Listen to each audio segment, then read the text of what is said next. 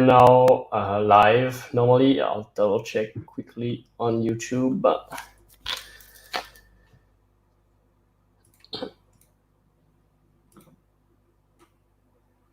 Perfect.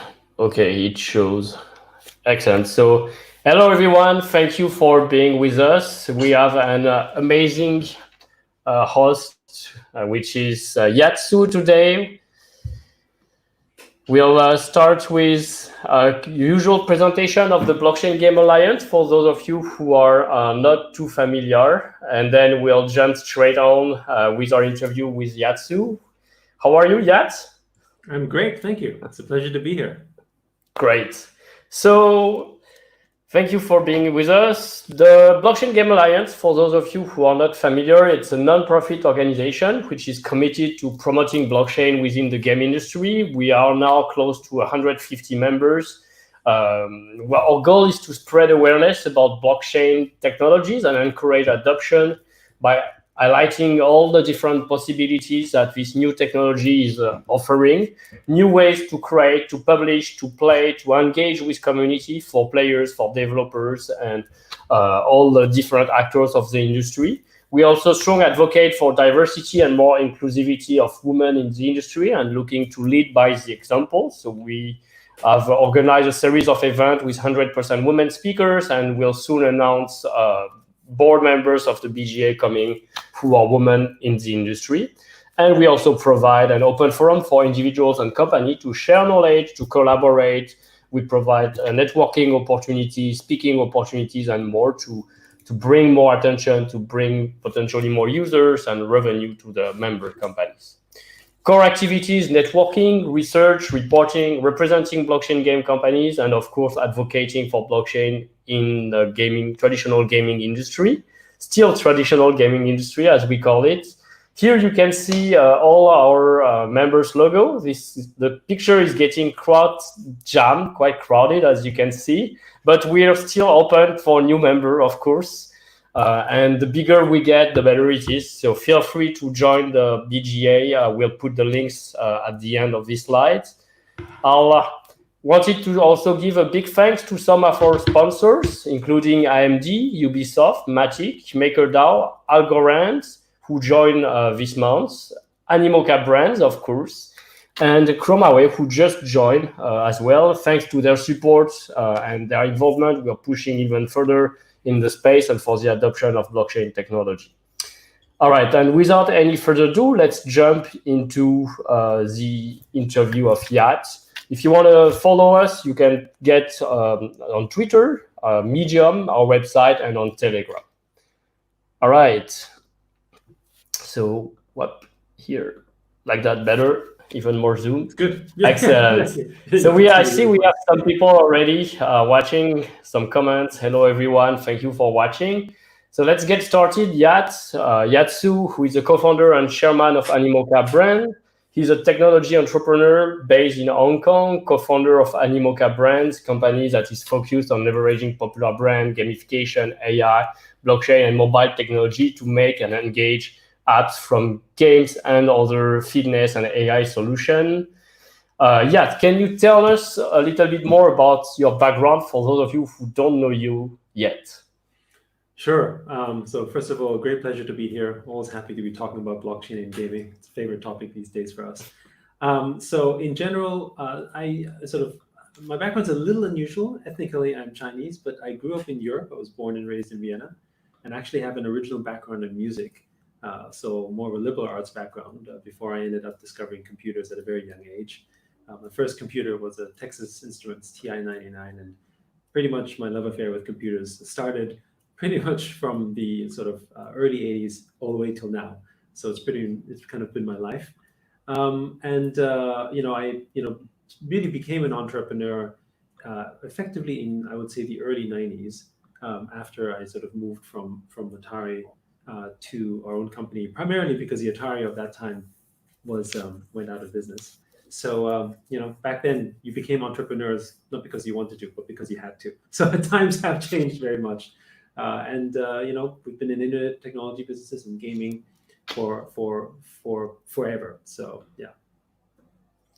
So before we start talking about all your entrepreneurship background, what decided you to become a game programmer by that time, and how hard was it? Well, so I didn't start off being a game programmer. So my background was in music, and because my parents were musicians, particularly my mother was a very talented musician, and that's why I grew up in Vienna because they studied music and then were professionals there.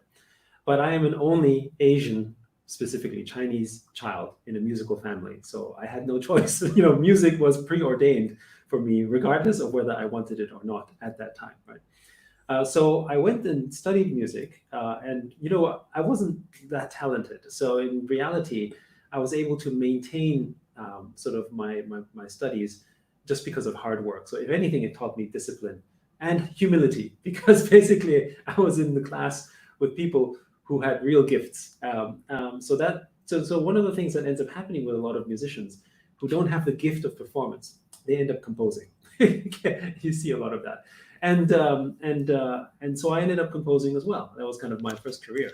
And through composition, I had one small advantage, which was that I started using the computer to program composition software because at the time the Atari ST had a MIDI port, so it could connect the keyboard. And for anyone who remembers, well, maybe not just Austria, but Europe in the 80s, it's a very conservative place. To some degree, you could say it's still also very conservative and traditional. So the use of a keyboard to do composition is very unusual. It's like word processing, but for music. And so that gave me a bit of an advantage, and I was able to do things. And I ended up basically offering the software for free as a kid, really, to others, right? And one thing to understand is that a lot of people think that when me doing this at a young age was unusual, but when you study music, things start at a young age. Anyway, and then as a software ended up getting distributed back then on things like Genie and CompuServe, I started receiving checks in the mail because that's what used to happen in the days of sort of shareware. Payware. Yeah, exactly. People would say, if you like it, send some money here. And of course, I didn't do it because I thought people would pay me. I just thought that it's a cool thing to do, right? Oh, I can do this now, right? And sort of someone will use my crappy software and I can at least say that I asked for money, but nobody paid me. And then people started sending me some money. I didn't have a bank account. So that was the beginning of sort of my experience with that. And then Atari basically found me through the software.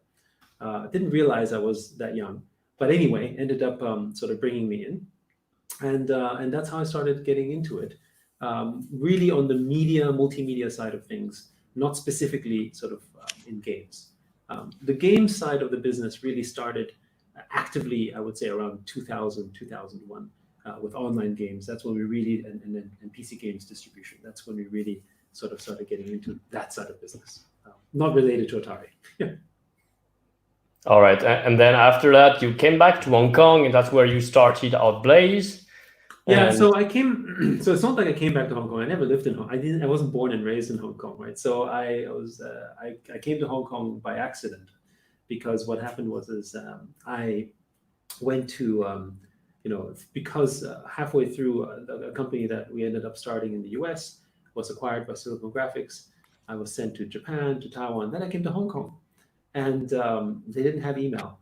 They didn't have access. And I was like, oh, interesting. So I decided to start and service a sort of internet company in Hong Kong called Hong Kong Online, which was one of the very first internet service providers in the early 90s. So that kind of was sort of a little bit ahead of its day at that time. I guess I stayed ever since. And then I started Outblaze in 1998, which was really at the time, ultimately became a large email service provider, but was really there sort of to help bring people, onto the web, right, through service tools. Like, we had early versions of blogs, website builders, homepage builders, email, way back when. Yeah. Like all those Yahoo portals, like all the services in one pages, and yeah. So we were an online portal service provider, but because of my lesson as an ISP service provider, I said, you know what, I don't want to be necessarily going after consumers. I'll allow and help others go online and work with them. So we were a service provider with them. So in effect, we were actually cloud computing but in 1998. And of course, it wasn't called cloud computing. Back then, they called it ASP, Application Service Provider. And that business ultimately was sold to IBM, sort of many years afterwards, as an enterprise business. And then we went into mobile games because we were, I had a sort of a provision where I could not enter enterprise business for 3 years after the sale to IBM. So we focused entirely on the consumer business and ended up doing a lot of stuff, of course, in mobile games. So. When did you start mobile game? Was it essentially at pioneer age of the App Store and Google Play Store, or you start before? So our very first product was not actually mobile games; it was mobile education apps. And for those of you who may remember, if you had children at the time, we were the very first sort of freemium flashcards, and that was in 2009. So there was no in-app purchases yet; it was all just basically the App Store had just recently launched, and we launched sort of flashcards, and it was really sort of more of a hunch because I didn't want to carry all of these big flashcards with me, because when you have a young little kid, these baby Einstein cards, you paid like $20 for like 20 cards that were basically just these big things that would basically say car, carrot, right, stuff like that. So I thought we should just take these photos and just put them on the phone, right, and do that. And it was fine. I put it on, and really to be used for ourselves. And before we knew it, the developer team that came over, at Outplays was like, that baby flashcards thing that we were doing? It's like, yeah, well, we had like 1.5 million downloads. It's like, what? Right? So it's like, what is that? So that was really the moment where we started sort of realizing that, wait a second, it's not just a cool phone. There's something there. And clearly, a lot of people seem to agree that flashcards on a phone seemed like a good idea. So we started making mobile apps in 2009 to 2010, generally in education. And we launched a gamified education app that was making good money called the Alphabet Bus. So, again, educational. You're driving a bus, and then you basically sort of weave and sort of get the right letter. So it's educational. And through that, we got into essentially games. And in early 2011 was a freemium launch, but late 2010, we basically started the launch of something called Pretty Pet Salon. And for those of you who remember, in the mobile gaming days, Pretty Pet Salon became a hit. And we went from, within the first month, we went from $600,000 of revenue to average revenues a month to over $1 million plus just on Pretty Pet Salon. And we're just like, wait, okay, this is the real business. And then went all in. So 2011 was really the birth year of Animoca and ultimately Animoca Brands. Such an amazing journey. And so moving a bit fast forwarding into blockchain, you started into blockchain more toward 2017, I understood. Yes. So sort of our genesis on blockchain from a games perspective really came because we at the time had an investment and ultimately made an acquisition of a company in Vancouver called Fuel Powered, whose founder, Mick Nayem, was also the co-founder of CryptoKitties. And that studio helped build or contribute towards the CryptoKitties project. Right? And of course, at the time, it was equivalent to a science experiment, right? And nobody was thinking, oh, this is going to sort of turn into CryptoKitties. And then lo and behold, suddenly this sort of thing turned into this incredible sensation with the sort of advent of really non-fungible tokens, and completely changed sort of the industry. And we sort of had a sort of quasi front row view to it.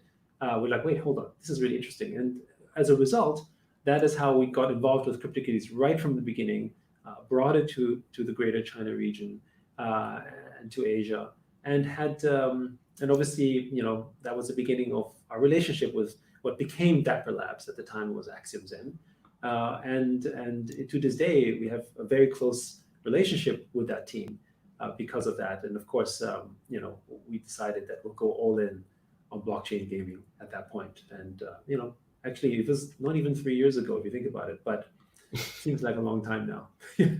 We are still in such a young industry. It's hard to realize, especially as you've been going through all those different waves of traditional software, online, internet, mobile gaming, almost by accident every time it seems. But there's always in this journey some correlation that gets back to like random experiment that turns out into huge success and then drive on the strategy behind.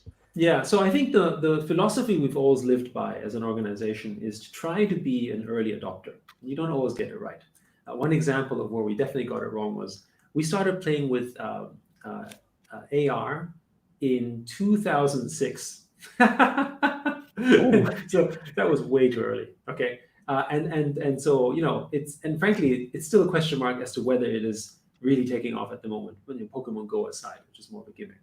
But the stage, if you can hit it in an early adopter phase, you grow just because the industry grows, and there's a moment in which you could have real impact, right? Because that's what we're trying to do. We're trying to have impact with purpose.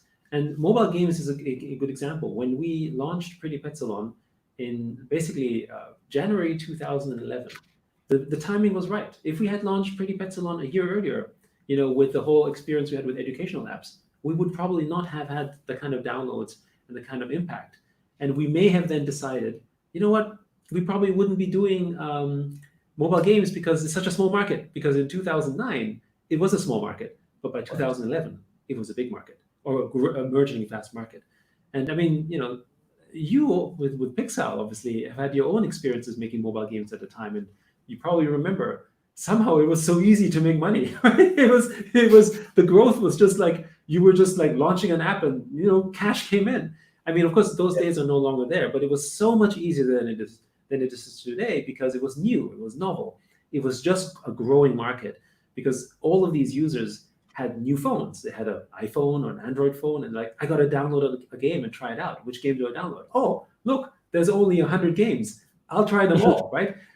So all of this is the advantage of being an early adopter. So that's the experience we've had historically, always. If you hit the timing and you can be an early adopter, then you will grow just because the market grows, and you can potentially have an impact. And I would in 2011 and 2012 we definitely were probably one of the biggest mobile game companies. So timing is key, but also the fact that you experiment. Now we are like 2.5 years later, still in the young industry, but you've been moving big progress. I see like Animoca Brands. We see Animoca Brands almost on weekly basis in the news related to some investment, M&A. So can you tell us a little bit more what has been done, where you are today? Sure. So first, we are, we could probably go into some details later about it, but we're very big believers in this, in the concept of sort of true digital ownership, in particular, sort of delivering property rights for gamers as a whole. And it sort of hits a personal spot here as well, because for all of us who've been lifelong gamers in one form or fashion, the idea of ownership in these games and assets is just both fascinating, not just from a science fiction standpoint, but almost from a dream come true perspective, right? So we love that idea. But I think the experiences that we've really had here in terms of sort of growing that space, and why we ended up doing sort of blockchain gaming, is because we also feel that we are at the earliest stages of an early adopter phase that could really shake the industry. And from my perspective, an opportunity to shape the industry in the way that perhaps the internet should have evolved. And that comes from my own background, because when we set up an internet service provider, we were one of the very first sort of service provider sort of companies to use Linux. And of course, I used Linux because I was broke, right? I had no money. But for those of you who remember, in the 90s, people didn't use Linux if they had a choice. If they had money, they used Sun Microsystems, sometimes even Windows NT, right? They used like really expensive tools to do that. And only the poor people could use open source. But of course, today, if you don't use open source, you're the idiot, right? And Outblaze, when we had our email infrastructure, at our peak, we had almost 90 million users on our network. Which was a big number, and we had impact. We impacted the world of email. We had some of the world's largest anti-spam filters, and we were one of the largest enterprise deployments on Linux. And what was amazing was that we could build tools to compete against the largest companies because we had the brain power of the open network, right? So network intelligence really came to bear. And then, as years went by, somehow the internet went from this incredible, decentralized opportunity to these centralized platforms, and became controlled really, because of the way data is managed and so forth. And that's an area which I do believe, obviously is the fascinating and the opportunity on blockchain. And I think with blockchain and gaming in particular, it can make that much of an impact. And because we have this intersection of both the gaming world, as well as just the way that we can shape new communities and networks, how often do people get a chance to be involved in something that can really change people's lives and have an incredible impact? And I think I certainly count myself fortunate that I've been in these waves many times, partially because I choose to be in it. But and when you can do so early, you can help shape it in the way that perhaps you want it to be, rather than necessarily give it back to someone who sort of does it for sort of particular control, right? So that's a very big part of the motivation here, because I do think that there is a lot of things that have kind of gone wrong in the world of sort of the internet as it is today. And so through the different investment, partnership, collaboration you've involved Animoca Brands into, you've been able to position yourself at a strategic level. Can you name a few of those partnership investments and sure. how they give you? I mean, outside of what we're doing with Sandbox, right? but also investments and some partnerships with like OpenSea, Axie Infinity, Dap.com. Sort of, with Wax, with the experimental guys, with, of course, Dapper Labs, So, we've made actually over 25 of these transactions, and most recently with Gamey. And part of the reason we're doing this is also because I'm very much about trying to keep the network open to the degree that that's possible. And, as we talk about some of the particulars on NFTs, I'm a big believer in interoperability, as you know. And I really want to have interoperability amongst the networks. But interoperability doesn't just come because the assets have permission or permissionless in that sense. It also needs the game developer to say, I want to take it in, right? And in a way, by making these investments, we can also help influence and shape the market in the sort of open and transparent way that we think makes most sense. And sort of try to sort of shape it a little bit. And that's kind of what we're hoping to do. We're not a protocol, right? We're not trying to sort of, be the next chain. We're trying to sort of bring everyone into the fold in this open manner. And we're also evangelizing. I mean, when you're that early, you are evangelizing a market, not just to people who are new to it, but also to people who are in it. And this is exactly the same experience we had in the early days of the internet, when we were evangelizing about open source, when we were evangelizing about sort of, free content and free information. It's the same thing, really, just in a slightly different context. And are you still, I suppose that based on that, you're still in a position of looking for more to broaden the network, to accept potentially among the members of the BGA, to develop some example of interoperability, to experiment? Yeah, very much so. I mean, that's one of the reasons we joined the BGA, because we also want to be able to sort of push the agenda forward on interoperability. And I will say that interoperability is not a topic that game companies are necessarily that open to. I think within the community, we're probably one of the ones that are sort of talking about it more than others, because traditional game developers will say, well, that sword or that car was not designed that way. That was not how it was meant to be used. So it doesn't make sense. But of course, that means that we are allowing an asset that was created or an object that was created to be limited in its creative freedom because of the vision of one person, right? And that's basically okay up to a point. But what happens if that content ends up being freely used in other ways, in other visions? Who said that a Formula One car can only be used to drive in a game? Why not be able to turn it into a robot or fly? Why do you limit your imagination that way? And we have seen in the internet what happens when you let ideas truly fly. And that's the whole premise of user-generated content, not just what you see with Sandbox or obviously with Minecraft or Roblox or YouTube or Etsy. These movements that we're seeing, these creative movements, become possible because we allow the freedom of that expression. And in the gaming world or in the virtual asset world, actually freedom of expression is forbidden. And we all know what it means when you start to put rules under stuff, then you restrict creativity and we will never see what's possible. So that's the thing that we really want to make sure continues to develop. Now, there's also a commercial proposition, which is that when we do acquisitions of companies that have users and content, not only do we acquire companies that have revenue, of course, and a user base, we also do so ultimately in the long run cheaper than if we pay Facebook and Google for it. If you remember back in 2011 and 2012, part of the reason we were able to grow so fast is because we could buy users for 10 cents or 20 cents. Even those are the days, right? Quite far from the $10 or more of those days. Not $10, $15 now, right? It's like Yes. So unless you make lots of money on an app, it's not sustainable anymore, right?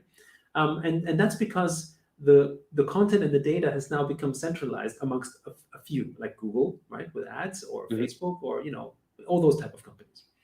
So it's come to this sort of quasi, almost perverse situation where it's actually cheaper for us to buy a company with the users upfront, because the CPI is less expensive to buy the user upfront. So from a strategic standpoint, it's a great way to acquire customers that already have loyalty to a product, and then we can introduce true digital ownership and asset ownership through blockchain into them, which is, I think, another way of doing it.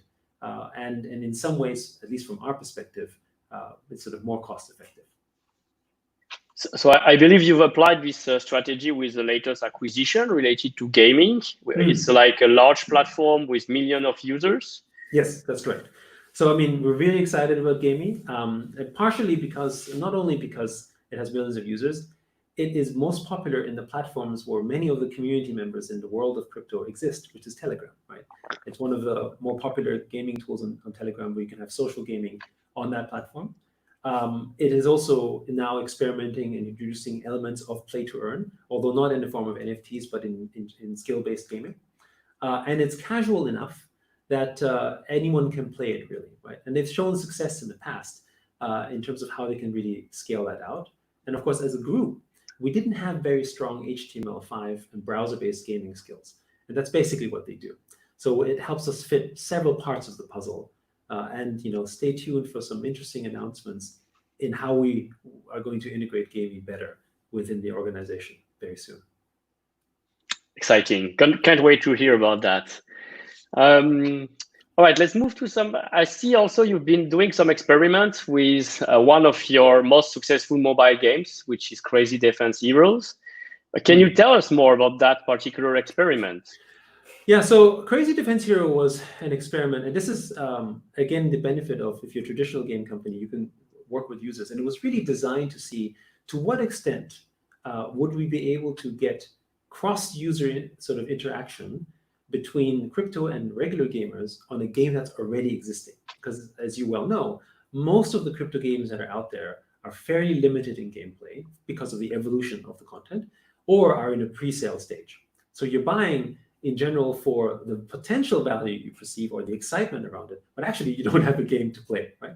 So what happens if you actually have a collectible where you would actually sort of combine the two? And of course, the NFT in itself that you're buying doesn't yet have a tie-in into Crazy Defense Heroes. So it's really just a collectability. What we also created was a model where if you bought the collectible, you also get credits inside the game. So it was really more experimenting around the sort of the incentive. You get to own a collectible in a Crazy Defense Heroes, which maybe in the future you can use inside the game. However, you also get credit inside the game. So you had to make a link, right, between them. And happy to say that we managed to sell out of all of the crates. There were not a lot because we were just experimenting sort of with a small amount. But what was most fascinating was that the majority of the buyers were non-crypto guys, right? And so that's really interesting because we wanted to test a thesis as to what would it take to get essentially non-crypto guys to buy crypto, or will the crypto guys say, oh, you know what, I'd like that collectible, and by the way, that means I can sort of get to play a fun game. So which part was more powerful? And what we discovered was it's the gamers who play the game already, and getting them to go to crypto that way was more effective, which I think to us is great news, because that means we can continue acquiring companies with users who are fans of the game and get them to move over to the crypto universe as a result. So that was really our experiment there. And the top buyers turned out to be the top players in Crazy Defense Heroes itself. So I think there's an interesting blueprint to be used, not just for for us, but for other game companies around the world, if they want to bring in crypto adoption. I think this is quite interesting in a sense that it's not just about the friction of creating a wallet that's going to be the barrier. It's most essentially to make sure you acquire players, or you have a fun game, a game that already engaged to a certain level the players, for them to be willing to make that extra move and potentially get something of that they perceive of extra value for them, for the game or for the collectibility aspect, potentially both. And the value of the NFT is actually a topic we'll be going through right after. Before that, I want also, I understand that one of the strengths of Animoca Brand has always been with brands. It's in the name of the company, but it's also, you have a large portfolio of over 300 brands. Can you tell us a little bit more how brands and blockchain, brands and NFTs has been playing around for you so far? Sure. So maybe I want to quickly elaborate just on one point earlier, and when it talks about value, right? And the motivation. I think the experiments, but also our own experience, would indicate that it is very difficult to motivate someone to move to crypto for just because of crypto's purpose, right? So that's why I feel that our emphasis on trying to make simplified wallets and better user experiences, while very well necessary for mass adoption, perhaps is a little bit sort of ill-advised for the time being. Because certain things, particularly if the assets become more valuable, probably cannot be avoided. How do you do your KYC? Do you need to do your AML? These are all things that end up being difficult at some point. But what we've also seen that is if you have a vested interest, if you have value that you want to have, then you're willing to do it. So in the case of Crazy Defense Heroes, people who'd never had a wallet opened a new wallet, went through that experience. And for all of those who have gone through their first wallet experience will know this is not a simple thing. It's not just saying click, click, click. It's a little bit of work involved. And they still did it because there was something they really wanted. So whether this is fun, whether this is value, we need to make sure that we give something that the user wants enough that he'll go through the effort. And that's the motivation, not the fact that the UX needs to be the friendliest out there. Yeah, it needs to be friendly, but I think if you put too much effort on it, we forget the purpose. Why do I want this? Oh, I want it because it's valuable to me. It's like if you have a paycheck or if you have a check to cash in and you don't have a bank account, well, guess what? You'll wait in line and you'll fill out everything and you'll take silly photos of yourself in 3 different positions so you can open that damn bank account so you can cash in your check. That's the motivation. And we need to do the same with crypto adoption and games. We need to give that motivation to the users so that they will open it, not the other way around. Right? So that's one part. And on the branding side, I think it's a bit different, right? For us, brands is a form of motivating people to come in because they have relationships with them already, right? Why are we using Formula One or MotoGP or other brands that we bring into the fold? And the reason is, because just like not just with games but with everything, there is a base of users who are fans of them, who are already willing, from a marketing standpoint, to say, oh, they're doing something new. What can I do with that? I'm really fascinated by this. Let me check it out. So that's the first step, because as we all know, sort of attention is the first part of the battle, right? Will I actually listen to what you have to say? And brands is an influencer of sorts, right? And so that's the first part. The second one is that brands infer value as well, meaning that from a collectible standpoint, whether this is like, if you remember the days of football card collections, or you remember all sorts of things that you have collectability on special brands and history around it. These are things that confer value to the digital side as well. And what we really believe is that, like with our Formula One cars, maybe not everyone will like the kind of game that we create, but that's okay, because you now have a true ownership of this true digital asset, which is a car, and it can be used in other virtual worlds in a way that you want to do. It's like if I buy a Ferrari in the real world, I can basically drive it in Hong Kong or in Germany or in France. Why should I be limited in where I would drive it? Right? It's not really the case. But of course, in the current gaming world, you can't, right? I can only drive it in the place that the game studio has designed for it to do.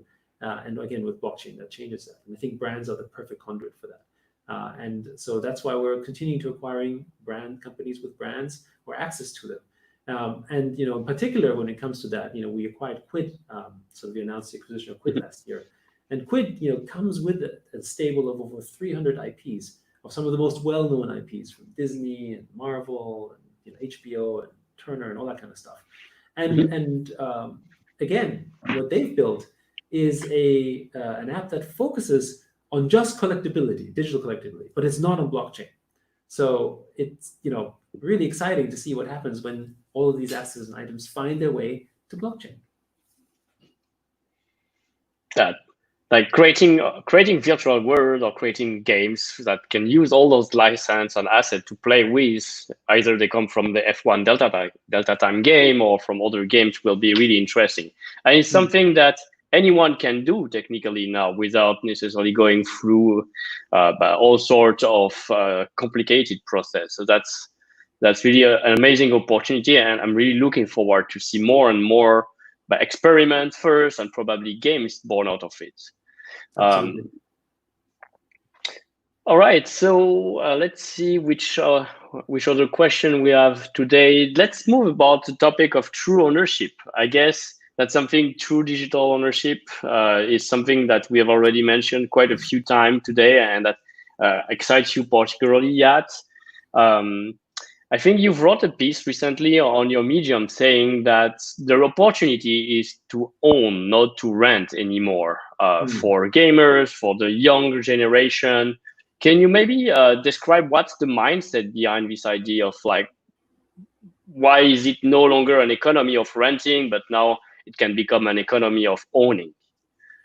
So when you think about the rental aspect versus the owner aspect, I think a distinction needs to be made here, because sometimes people talk about things like, oh, well, younger generations no longer need to own anything because they can rent everything, they can share everything, and it's the sharing economy, yay. But I think the other way to look at the sharing economy, the counter argument that I look at is a sharing economy a sharing economy, or is it in fact a serving economy? And are the people who are working in the sharing economy not in fact indentured servitude? Do the people who work at Uber actually have a future with Uber when we know that Uber is actually thinking about automated cars? So basically the human drivers inside Uber are not actually really have any value to offer. They have a shelf life of I don't know how many years until automatic cars take over. And then does Uber really need them? Is that really a sharing economy? No, to me, that is basically servitude. The people who are in this rental/sharing economy are the peasants of today, right? And the companies like Uber are essentially the feudal lords. They are the lord of the manors and the kings, and they basically gain all the benefit.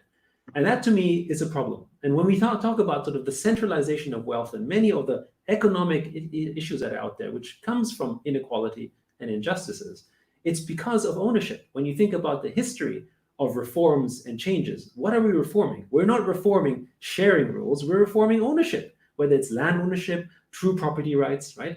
I mean, how do we bring stability and growth and innovation? It came from the fact that other people had the opportunity to have ownership, to build an asset, right?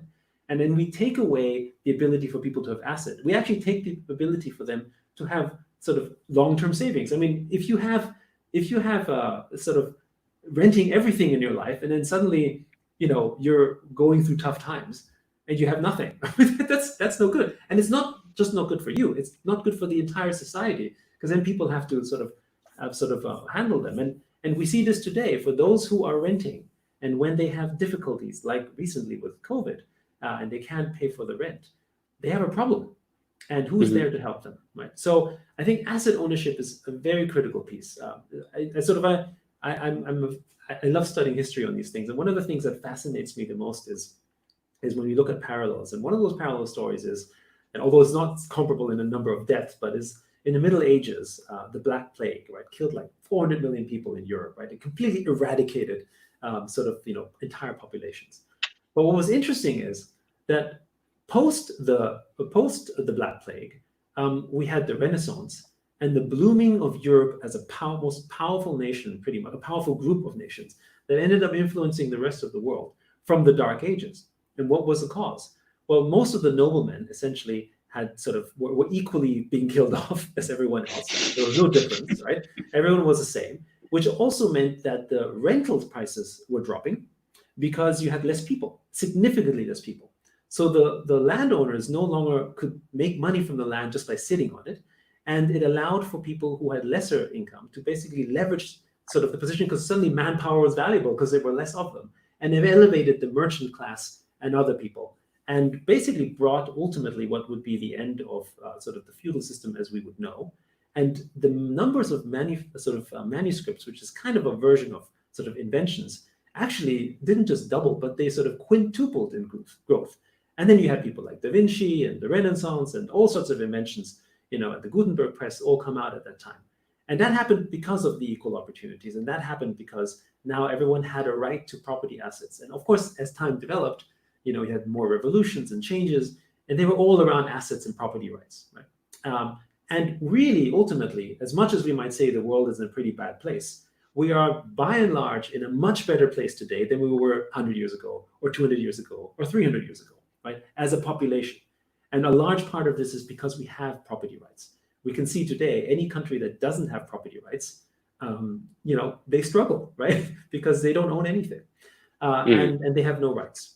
And so I think this is the part where we have no digital rights, right? Because it wasn't possible. Digital economy are not yet built on those ownership and digital rights. So this new layer, it's what needs to be done to achieve such growth and distribution of wealth and economic opportunity behind for all, not just a few. Right. Correct. And I mean, I think, if you think about it from a slightly different parallel, not related to gaming, but still very much related, because it's around data, right? At the end, what is a virtual asset? A virtual asset is a form of data, right? And the data itself has value, right? Now, what is an example of a company that has all the data in the world and monetizes it? It's Facebook, right? Who makes Facebook valuable? Actually, we do, because when we post something, we share photos, we make Facebook valuable. What do we get for it? Nothing, right? Except the enjoyment, right? So free Facebook. Free Facebook. We don't pay a monthly fee. Yeah, we don't pay a monthly fee, but that's the issue. We give our data, we give all our information to Facebook, who is enriched by this activity, and we get nothing back in return. In the real world, we pay taxes, right?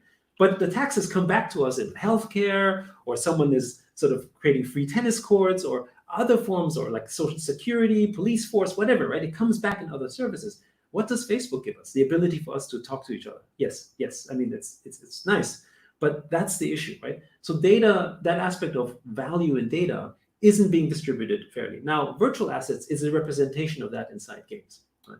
If I have a virtual sword, that is ownership. In the past, games were, virtual assets were not assets. They were really considered services because they had a shelf life, and the assets existed to support the game.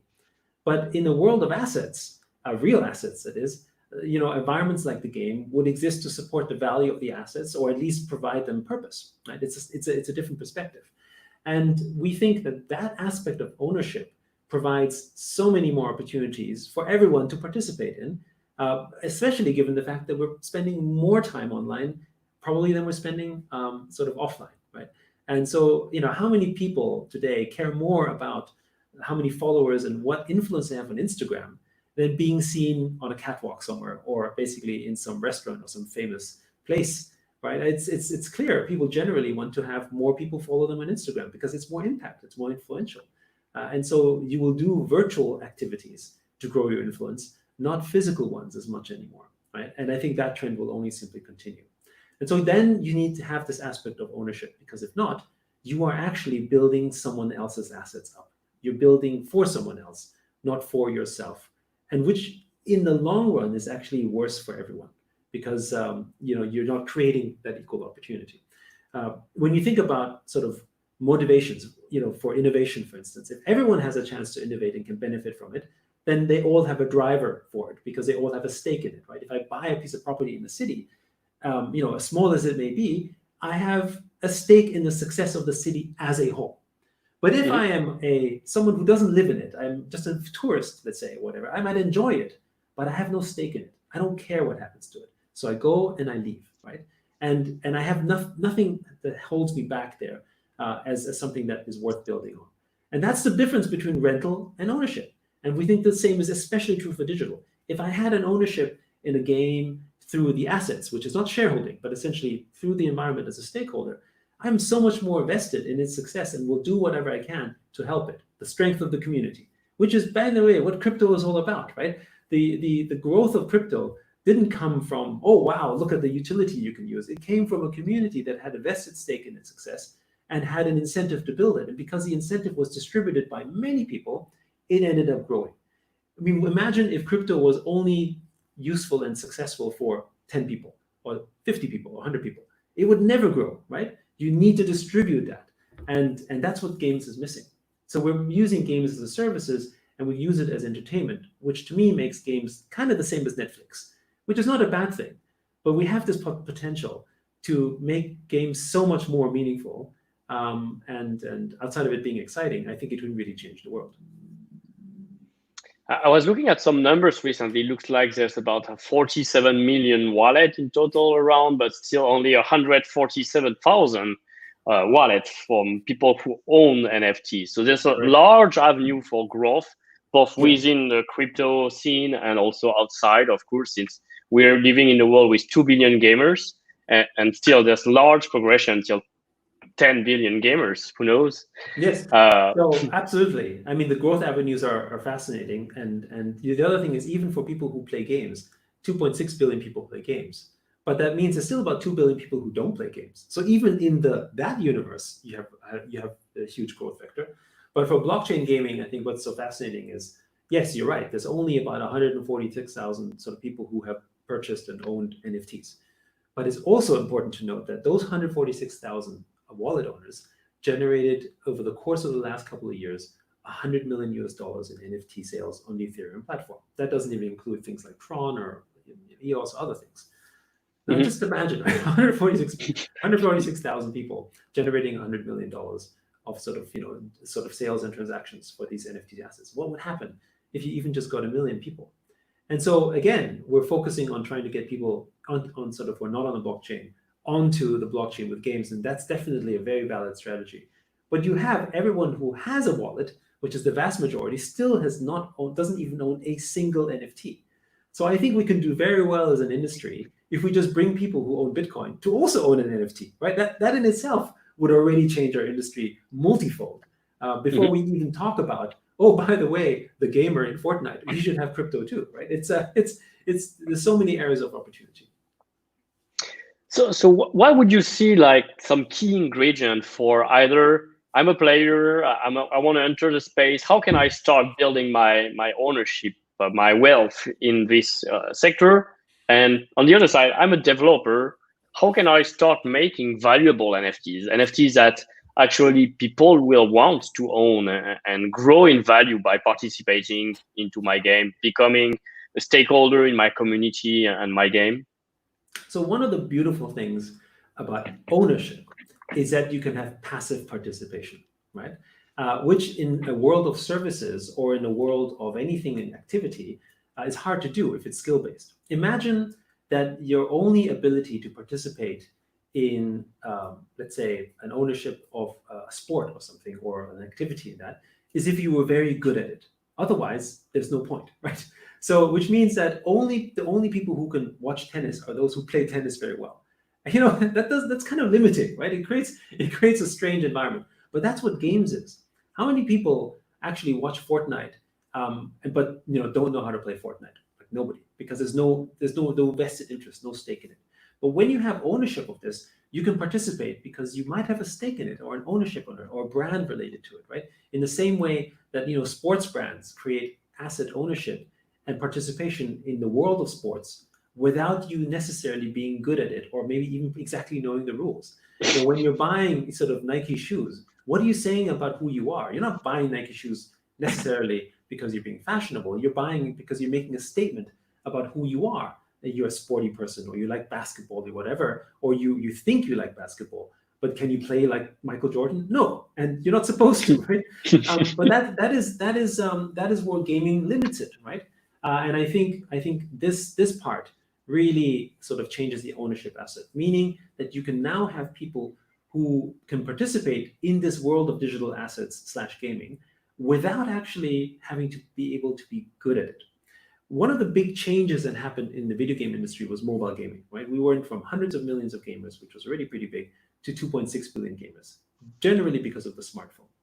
But the smartphone did not deliver portability. Nintendo did this way before with the DS.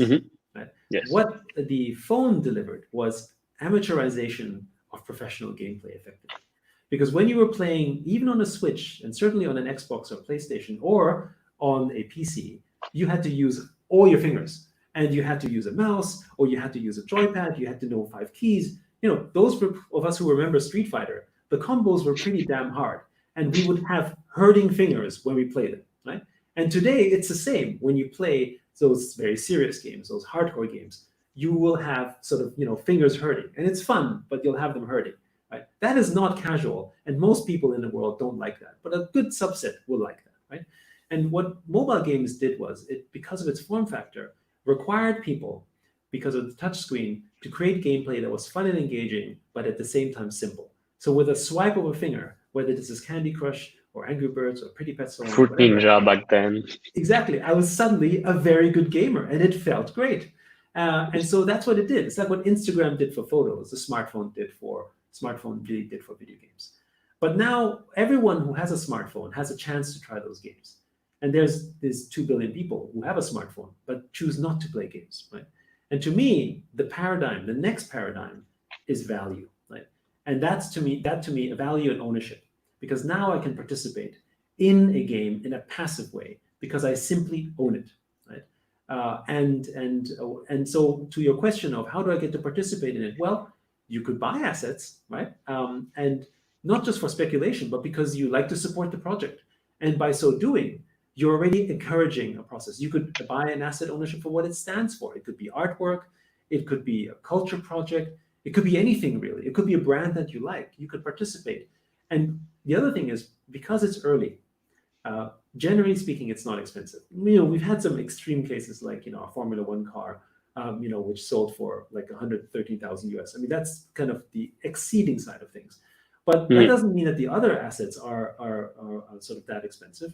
If you believe in the project, for a small amount of money, if you believe in the growth of this industry, frankly, maybe you should buy an NFT of everything, right? Like all the NFTs that are out there, allocate a very small amount of your money. And, maybe who knows which one will rise in value or something. But, it's like if you basically bought a bunch of Bitcoin 10 years ago and just sat on it, right? Maybe it's worth nothing or maybe it's worth something. To me, it's partially also the belief. If you believe and you want to see this future, right, then you should buy just because of that, right? And, if it doesn't work out, it's a donation. And if it does work out, you've made a movement happen. Interesting. So we are past that area of no sweat, no gain, like no longer need to work hard, play hard, hurt your fingers and thumbs. And at the same time, we also just touched down on a very interesting topic, which like the asset you own, those digital assets you own is going to define your digital identity now. Like who you becoming is being defined by what you own and specifically what you own from games in the online universe. So your recommendation is don't try to strategize too much, like which game to pick, etc. Just get a little bit of everything. So outside of blind buying, generally speaking, I would say buy projects. Some people are very tactical. They're like, oh, what's the value? Are they caring about the value? What's the white paper? And let's call that pro investing, right? And then a few people. But you know what? This is the industry that you're playing with that segment is 140,000 wallets. Right? So it's still very, very small, right? So if you want to play pro at that level, that's okay. But I don't think that's the impact here, right? But rather participate and support the projects you believe in for what they are, not necessarily just the economic value, because it's for both. And the opportunity is that you can buy these things for both entertainment and collectability without necessarily expecting a gain. If you are investing, if you think of these at this stage as every NFT as being an investment, it's going to be difficult, right? It's like stock picking in 1997. Is it Yahoo? Is it Amazon? Is it eBay? Is it Lycos? I don't know, right? It's like they all. It's almost the three of them. Yeah, but back then, if you look at Excite, InfoSeek, Magellan, I mean, there were so many, and all of them did fairly well, right?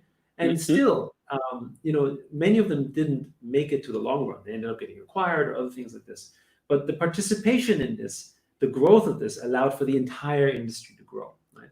And so, again, to me, it's about sort of supporting the industry as a whole, not specifically us or someone else, but just generally supporting industry as a whole, either with people or projects that you really like, right? And I think, and I know that nobody has unlimited resources, so you got to pick what you like, and you got to pick stuff that you enjoy, right? And this is the beautiful thing about crypto and gaming, because I can own something that I can also have the potential, if not already, enjoy the ownership. It's like wine. Wine is an asset. It's kind of strange, right? Because actually, eventually, even after hundreds of years, it will go bad, right? And that's one. And then the second thing is, so it's perishable. And then the second thing is that people trade them like the asset value that they have, and then when you drink it, it goes away because you can enjoy it. And a very popular argument I hear from many wine collectors is, well, at the end of the day, if I can't sell it, at least I can drink it, right? And I think the same should be that we should take a similar view with crypto assets, right? It could be valuable what you have, but at the end of the day, if you bought it for its enjoyment, for the ownership or the game or whatever, or whatever signal you want to send, I bought this to support a project, or I bought this because I love F1, or I bought this because it's a cool project and it's changing the world of blockchain, whatever it is, you should buy it because you can enjoy it. And if the value goes up, great, right? So in that sense, I think it's very similar to wine.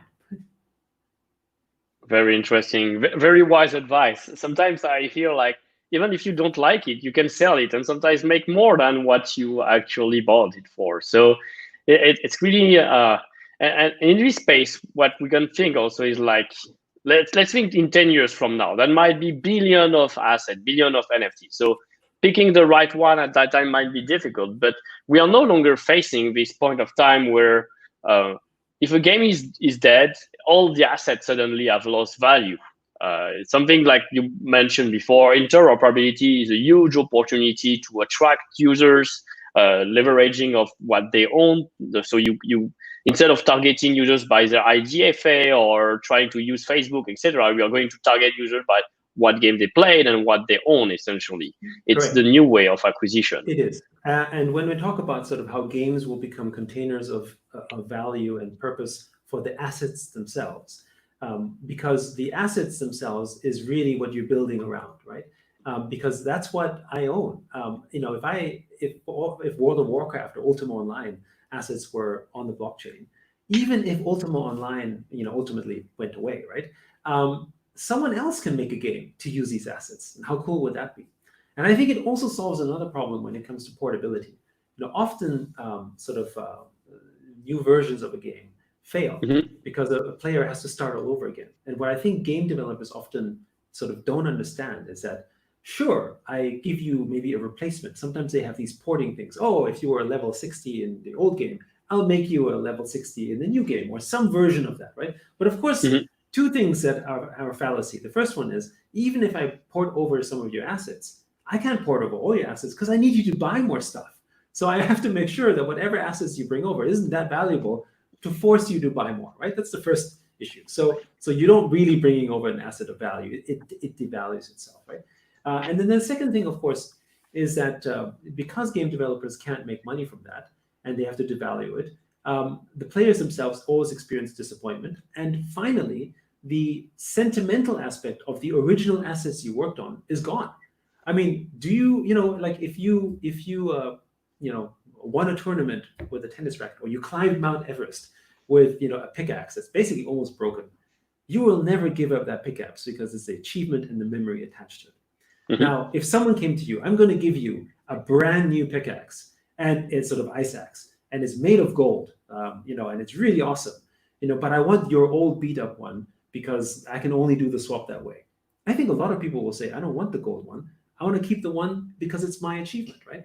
It's like wedding heirlooms. If I have a wedding ring that's passed down to my family, even within only my family, it's priceless. Other people don't care because the silver isn't worth much. It has no memories. But for those, that wedding ring has a memory attached to it and is priceless. And as it goes through one generation to another, it actually becomes more priceless to the point where it's impossible to value because of the sentimental attachments. And with blockchain, you can now do that because you can have a sword that can travel and your generations. And in fact, I believe that in the future, if you can provide value and purpose for these objects in other games, it will attract players to go to those environments. And the more creative and interesting ways you can make it function is the way in which you motivate people to work over. And I think the other thing I love about this concept where content becomes the platform is that it breaks up distribution monopolies. I always found it sort of interesting that to find content that I want to play, I have to go somewhere and have someone recommend to me what that is, right? Which is interesting, but is that what it is? Isn't there a better way for content to come to me? And because of the public ledger, because of the wallet, because of what's in there, I can have people basically find me with the content that I really want, because they can basically see what I have. And in some ways, what's in your wallet is a identification of who you are, as you said, right? No different than when I design my avatar. But here I can see you're that kind of person, and you might like this kind of stuff. I actually think it brings back this whole meta concept of data ownership. I come to you for the data that you own. I don't go to somewhere else for the data that someone has about you, right? That's really the same idea here, just represented through virtual goods. Very interesting. Right, I feel like it's already been 1 hour, and we can keep going the conversation for a long time. It's pretty late for you. You're in Hong Kong, so is it like past midnight? It's past All right, midnight, so but it's in the COVID era. I'm sort of getting used to the late hours, but and this is a topic that I'm very passionate about. If you can't tell, so I could talk for it for a long time. How about we jump into some question from the public? I saw some conversation here. So, all right, let me pick up some question, brought them to screen. Yeah, thank you, Dominic. Very interesting content. Congratulations, Yat, on the collab with Gamey. So one question, we mentioned it a little bit in our introduction. Who approached who, and what was the pitch? Well, so I mean, I met Bozina at actually a blockchain as a sort of pocket gamer event in Hong Kong. so she was in Hong Kong. Coincidence, always. And that's how we met. And then also we had some sort of an Austrian investment group. So it just ended up having a funny Austrian connection who was sort of working with sort of Gamey, and they were like, oh, by the way, you should look at this deal. So, sometimes it's who you know and the connection that you put together. And the pitch at the time, so they were really focused on leaderboards. And one of the challenges that Gamey sort of really wanted to build out was a skill-based casual gaming platform. Skill-based gaming often is reserved for like people who play Dota or League of Legends, pretty hardcore stuff. And gaming was more casual. So how could everyone just participate and do that? So there's that element of sort of esports for casual gamers that was attractive. But one of the other problems they had, and they weren't really thinking about blockchain at the time, was how do I solve the issue of leaderboards and sort of true data provenance? Because you can cheat. And the problem is that in any kind of game, when you cheat, it's no longer skill-based, right? You can't do that. And this is where blockchain ended up becoming a really fascinating solution to this, because you can ensure through the blockchain that you cannot cheat, actually. And that sort of offered these opportunities where the light bulbs start going off was, oh, wait, hold on a second. We can actually create skill-based games, essentially validated through the blockchain. And obviously, it might not work for something like Ethereum, because obviously that's from a speed standpoint, that doesn't make sense. But there's other ways in which you could do that. Or from a hacking standpoint, it's not possible. And that sort of gave rise to sort of the collaboration opportunities. Plus, they had HTML5 capabilities that would be really useful to our team. And blockchain gaming does require a lot of web-based products, just because of the fact that the platforms themselves can be a little sort of difficult to navigate for the time being, because they are centralized. You don't go on Apple without their permission, right? But on the web, you can basically go anytime you want. So that to me is an important part to ensuring your own destiny, that you can make content for platform in a way where you don't rely on a third-party platform. Great.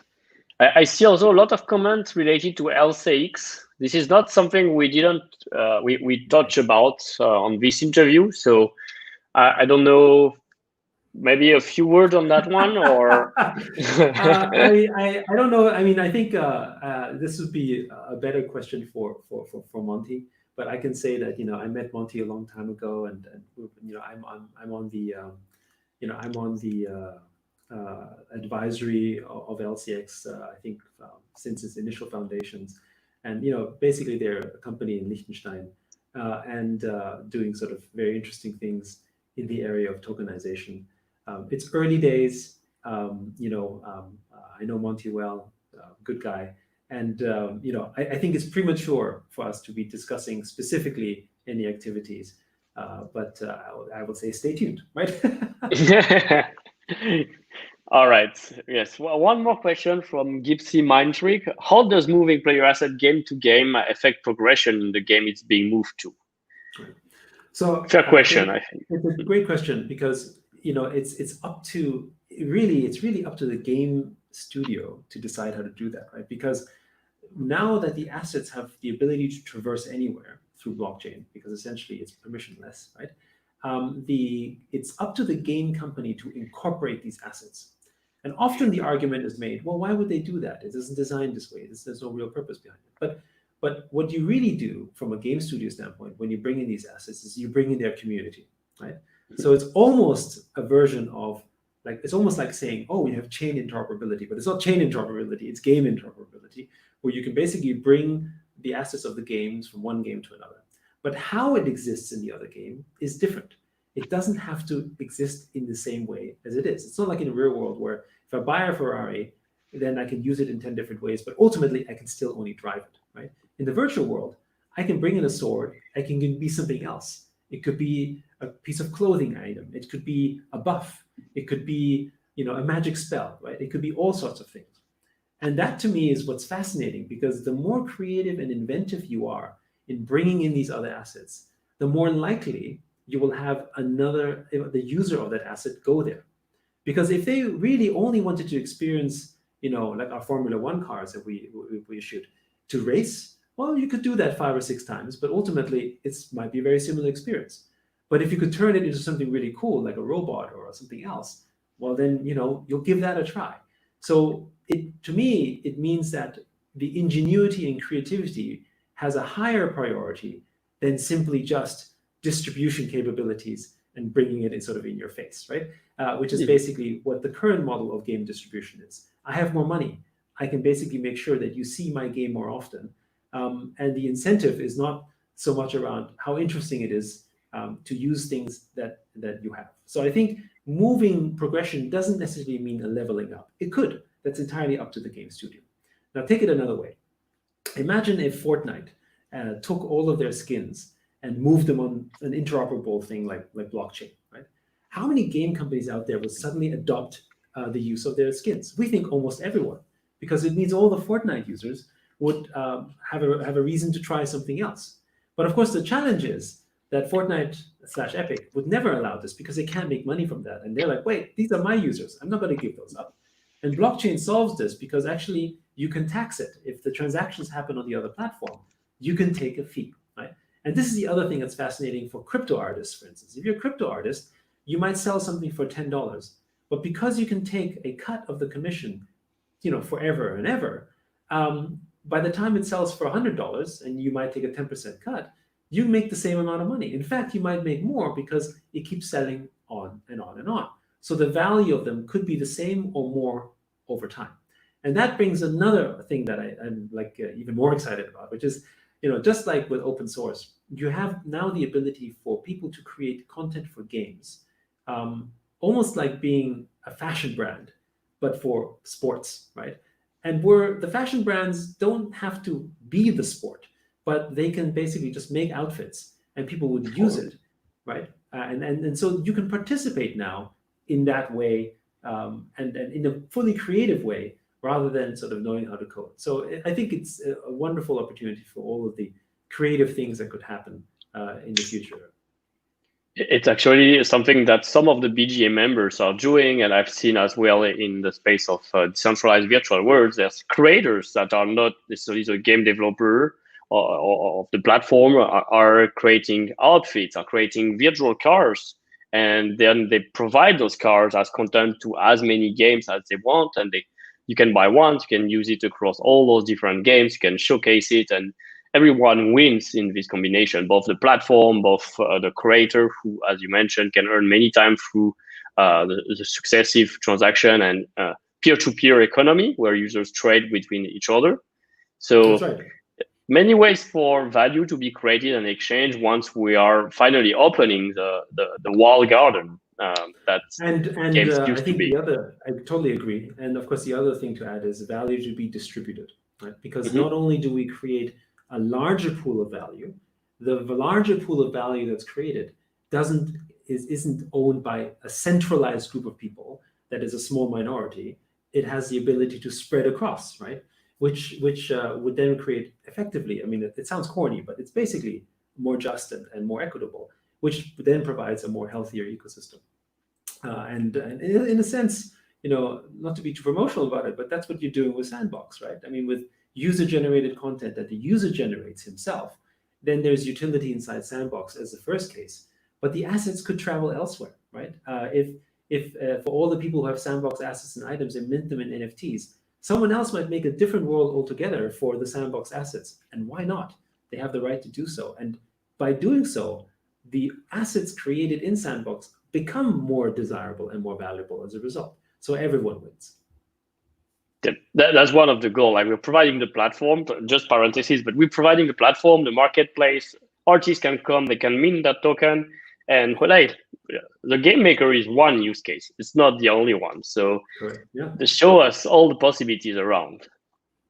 All right, so it's already been over 1 hour. Maybe I don't see any more questions. I see some interesting feedback here, like how to use that tokens, or one word about fractionalizing digital assets. That's something potentially new as well, but we can keep on the conversation maybe a little bit later. I guess, do you have like a word for the end today? Sure. Anything? I think one of the things that's so amazing and refreshing about blockchain is it's an opportunity to sort of kind of rebuild the open internet the way that people thought of it, and not from a purely ideological standpoint, but just from one that's better for everyone. And from a gaming standpoint, there is a temptation that if you end up having the sort of dominant game in blockchain, that you might then suddenly create rules and restrictions for people to access it, and to essentially set up certain boundaries for you to control that ecosystem, right? As let's call it, more central version of it. And there are forces out there that are actually looking to achieve that today. And personally, as much as I understand the business premise, I think it's kind of dangerous, because it is not really what we're trying to build here. And it's really creating a game environment with the same restrictions that exist today, with maybe some trading and plus benefits, but not really the revolutionary benefits that we see. We think that the true virtual assets are going to turn the virtual world / gaming environments into trillion-dollar businesses and trillion-dollar markets, right? And millions of people, tens of millions of people will find employment, and opportunities of growth in those areas, much in the same way that the app economy brought, when sort of the App Store launched. We think that's the revolution that will happen, but it can only get there if we are open about it. If we're closed about it, then we don't get the real benefit of growing the community, because the community doesn't have the same vested interest in its success and won't get the benefits of asset ownership. We think that's really important. And I think there's a lot of parallels in history about what did asset ownership do to the world and how did it benefit? And when you take that and translate it to the virtual world, well, you know what? I think the benefit would amplify just the same way, if not more. Exciting. We're just at stage one of everything. So let's build up the economy of digital asset, not beyond ownership, with ownership and beyond. Absolutely. All right. Thank you, Yat. Yes, together, but with everyone. We are inclusive, we are open, and I want to invite everyone who is interested to learn more about blockchain gaming in industry to apply and join the Blockchain Game Alliance, read the free resource that we put and make available on our website, and address a big thanks again to Yat for this interview today and for the support of Animoca Brand to the ecosystem in general through all the investment, partnership, game developed, as well as by this time explaining us all the benefits of blockchain and the long-term vision for the space. Thank you, Yat. Thank you so much. Speak soon again. Bye-bye. Bye.